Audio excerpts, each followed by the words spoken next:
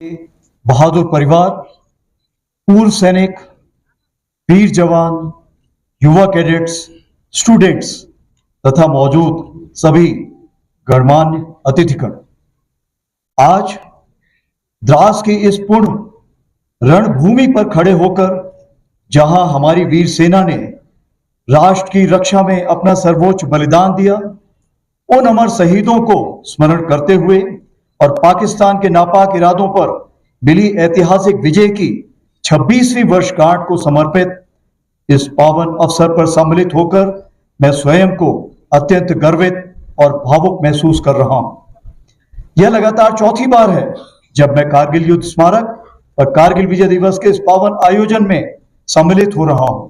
2 बार northern command army commander की हैसियत से और 2 बार थल सेना अध्यक्ष के रूप में। आज इस पावन अवसर पर कारगिल युद्ध के वीरों के माता पिता, वीर नारियों और सभी परिवारजनों का दिल से आभार व्यक्त करता हूं।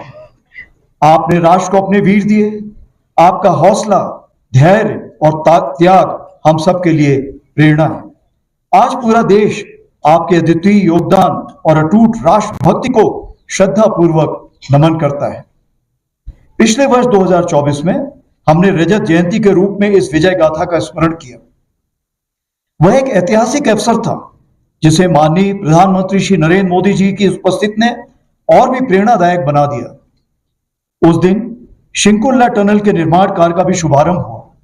इस वर्ष भी हमारे माननीय केंद्रीय मंत्रीगण, लेफ्टिनेंट गवर्नर साहब और हमारे सीओ साहब यहां पर उपस्थित होकर हमारे शहीदों को नमन करने आए। यह दर्शाता है कि कारगिल विजय दिवस केवल एक सैन्य आयोजन नहीं बल्कि पूरे राष्ट्र का उत्सव है। जो खामोश खड़े थे बर्फीली चौकियों पर, उनकी दुआ से ही महफूज है ये वतन। आज हम तोलोलिंग, टाइगर हिल और पॉइंट 4875 की ऊंचाइयों के नीचे खड़े हैं और हम केवल उस युद्ध को याद नहीं कर रहे हैं, हम उस भावना का स्मरण कर रहे हैं जो उन रणबांकुरों ने दिखाई थी। हमें याद है वह दृढ़ संकल्प जो उनकी आंखों में था, वह अदम्य साहस जिससे उन्होंने हर कठिनाई को मात दी। हमें स्मरण है वह नारा, वह चेतावनी, वह प्रण जो हर योद्धा के मुख से निकला। हमें श्रद्धा पूर्वक नमन करते हैं उन बहादुर नायकों को जिन्होंने मृत्यु को गले लगाया ताकि हम गरिमा के साथ चैन की जिंदगी जी सके। साल 1999 में भारतीय सेना ने ऑपरेशन विजय के अंतर्गत कारगिल की ऊंचाइयों पर एक अद्वितीय विजय प्राप्त की थी।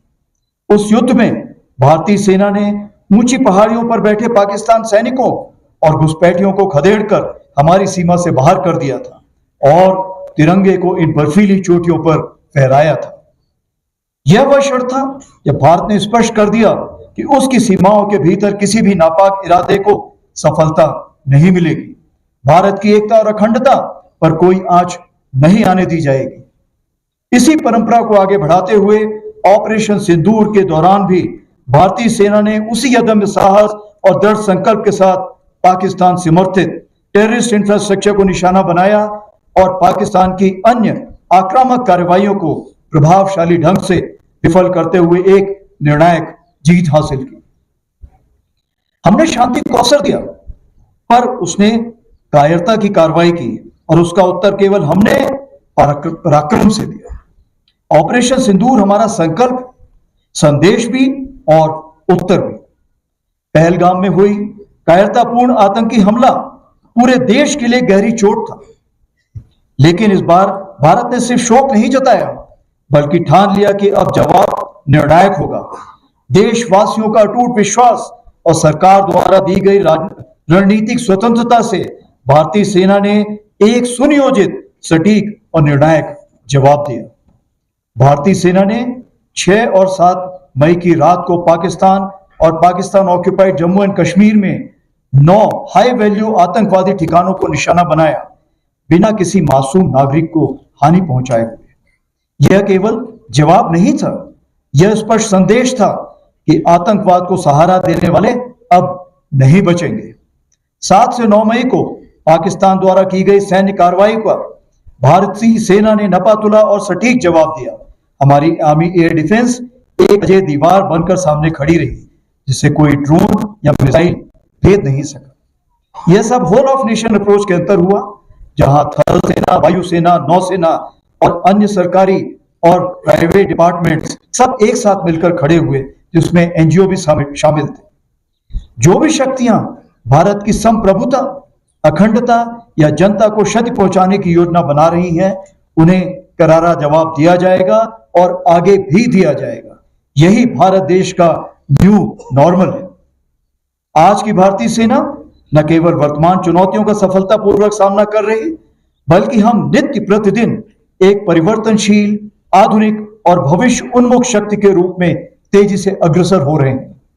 इसके अंतर्गत रुद्र के रूप में नई ऑल आर्म्स ब्रिगेड का गठन किया जा रहा है, जिसका सैंक्शन मैंने कल ही दिया है, जिसमें infantry, mechanised infantry, armoured units, artillery, special forces, unmanned aerial system जैसे फाइटिंग कंपोनेंट्स को एक साथ रखा जाएगा और विशेष रूप से तैयार किया जाएगा, जिसमें शामिल लॉजिस्टिक सपोर्ट और कॉम्बैट सपोर्ट होंगे। इसी क्रम में भैरव लाइट कमांडो बटालियन के रूप में एजाइल और घातक स्पेशल फोर्सेस का गठन किया गया है, जो सीमाओं पर शत्रु को चौंकाने के लिए हमेशा तैयार है।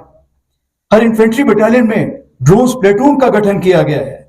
वहीं आर्टिलरी में शक्तिमान रेजिमेंट बनाई गई है, जो ड्रोन और काउंटर ड्रोन इक्विपमेंट और लॉयटर म्यूनिशन के साथ लैस होगी। हर रेजिमेंट में एक दिव्यास्त्र बैटरी भी बनाई गई है, जो कंपोजिट बैटरी होगी और इन्हीं सामानों से लैस होगी। इन चीजों के मद्देनजर हमारी मारक क्षमता अब आने वाले दिनों में कई गुना बढ़ जाएगी। उसी प्रकार से आर्मी एयर डिफेंस को स्वदेशी मिसाइल सिस्टम से